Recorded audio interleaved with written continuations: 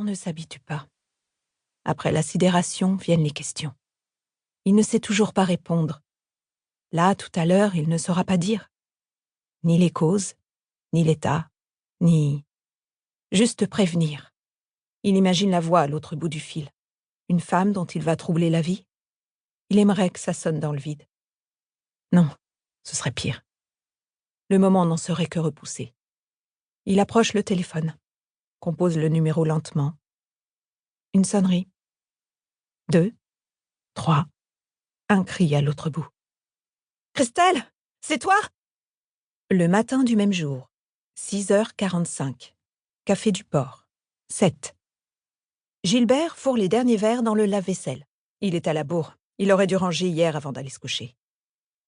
Ça y est, il a fini. Il peut enfin se faire un petit café. Non, pas encore. Le percolateur n'est pas prêt. Il chauffe de plus en plus lentement. Un jour, il va vraiment le lâcher et Gilbert devra trouver 10 000 balles pour le changer. Et il ne veut pas y penser. Il sort respirer l'air du matin. Ça sent la mer. Un peu le gazole des bateaux aussi. Pas encore le poisson. Une voiture approche. Ses phares éclairent le devant du café. Gilbert plisse les yeux. Merde, ils pourraient baisser leur lumière, il fait presque jour. Il distingue enfin la couleur de la bagnole. Les gendarmes. Pas bon signe qu'ils viennent de si bonne heure. Gilbert réfléchit à toute allure. Qui était là cette nuit? Il ne se souvient pas bien, la soirée s'est terminée très, très tard. Jérôme, Philippe, il pense au pire. À l'un d'eux qui s'est planté avec sa caisse ou qui a bousillé quelqu'un. Gilbert le sait, ça lui pend au nez. On lui dit souvent, un bistrotier, il doit faire gaffe à ce que ses clients ne picolent pas trop. Il paraît que la loi, elle est comme ça. Ça le fait marrer, tous ces mecs avec leur loi. Tu as le droit de faire ci, tu n'as pas le droit de faire ça. Il aimerait bien les voir derrière le comptoir. Les habitués, quand on leur refuse un verre, ils ont vite fait de s'énerver ou d'aller voir ailleurs. Et puis, Gilbert, la picole, c'est avec ça qu'il mange. Il va quand même pas couler la boutique juste parce que des couillons à Paris ont décidé que boire, c'était pas bon pour la santé. Ils en mettent du temps à sortir de leur bagnole. Avec un peu de chance, ils sont juste là pour un truc à la con. Peut-être l'autre jaloux, du côté du bout de la rue qui s'est encore plaint. Il passe son temps à dire aux gendarmes que chez Gilbert, il n'y a pas ci ou qu'on ne respecte pas ça. Et les flics sont bien obligés de venir vérifier. Ça les dérange pas de boire un coup à l'œil de temps en temps, mais ils veulent pas donner l'impression qu'ils favorisent Gilbert. Lui, il dit rien. Il sait que ça fait partie du jeu. Mais quand même, une inspection à 7h du matin, c'est bien la première fois. Ça sent encore la clope dans le bar, ils vont lui coller une amende pour l'interdiction de fumer. Il n'y peut rien si, une fois le rideau baissé, les gars se mettent à sortir leurs cigarettes. Il paraît que l'alcool a meilleur goût avec ça. Lui, il sait pas. Le tabac, il n'a jamais touché. Il a trop peur de se choper le cancer. Mais aux autres, il dit rien. La fumée, la nuit, elle ne dérange personne. Il ouvre la fenêtre vers la cuisine pour que l'air rentre un peu. Trop tard. Les gendarmes se sont mis à bouger. Juste à l'instant où une autre voiture s'arrête sur le parking. Celle-là, Gilbert la reconnaît. C'est celle de Guillaume, le comptable de la boîte de poissons en face. Il passe tous les matins au bistrot avant d'aller bosser. Gilbert s'apprête à aller lui dire bonjour. Les gendarmes sont déjà sur lui. Du coup, il n'ose plus. Ça discute à sec là dehors. Il essaie de deviner sur les lèvres. Il n'y arrive pas, ça l'agace. Il voit juste la tronche de Guillaume se décomposer et les gendarmes le serrer de plus près. Il ne comprend pas ce que les gendarmes lui veulent à Guillaume. Il n'est pas du genre à faire des conneries. Il y a quelques années, quand il a commencé à travailler en face, Gilbert se demandait bien pourquoi il venait dans son bistrot. Il était si sérieux. Là, à 7h pétantes pour prendre son café, sans parler à personne. Il laissait 10 centimes de pourboire, jamais 20, jamais moins. Il devait les mettre de côté pour être sûr de les avoir. Il avait une drôle d'allure. Ses vestes étaient trop larges avec un je ne sais quoi qui n'allait pas. Chaque matin, avant de poser sa petite mallette, il regardait si elle ne risquait pas de tremper dans un verre renversé ou un tas de mégots. Gilbert, ça le vexait un peu. Tous les soirs, il le nettoyait son café, et à fond encore. Au début, dès que Guillaume sortait, Gilbert lançait « Faudrait qu'il se détende, le petit, va finir par me ruiner l'ambiance ». Les habitués riaient, rien que des ouvriers qui prenaient leur premier café. Guillaume a continué à venir, Il portait toujours ses costumes. Il est devenu moins timide, il parlait davantage. Un soir de Beaujolais nouveau, où il tombait des cordes, Gilbert l'a vu se tremper pour traverser le parking. Il l'a invité à boire un coup. Depuis, ils sont devenus... Gilbert ne sait pas trop dire. Pas vraiment des copains. Gilbert le sait, ils sont pas du même milieu. Pas un père et un fils non plus. Pas que... Gilbert, il considère un peu Guillaume comme son gamin. Un gamin qu'aurait réussi et à qui on ne sait plus trop quoi dire de peur de lâcher une connerie. Que les gendarmes tournent autour de Guillaume, Gilbert, ça le fait vraiment chier. Il les connaît. Un temps, il les a beaucoup fréquentés.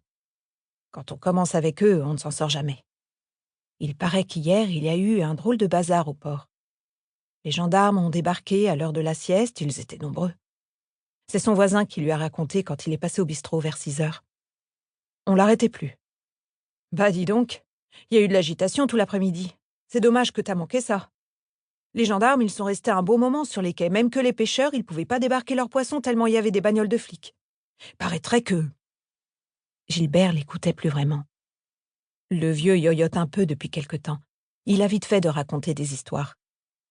Si c'est vrai, le journal en parlera sûrement. Gilbert y jettera un œil tout à l'heure, histoire de se tenir au courant. Pour l'instant, il s'en fait pour le gamin. Il sait bien que Guillaume en est plus un de gosse, mais il ne peut pas s'empêcher de le regarder comme ça. Guillaume, il se sent obligé de le protéger. Il fait un peu partie de la famille. Un temps, Gilbert a même cru qu'il y avait une histoire avec Steph, sa serveuse. Chaque fois qu'elle s'occupait de Guillaume, elle posait la main sur son bras ou sur son épaule. C'était pas ses habitudes. Les clients, en général, Steph, elle les tient plutôt à distance. Guillaume, lui, il lui souriait, il prenait son temps, il bavardait.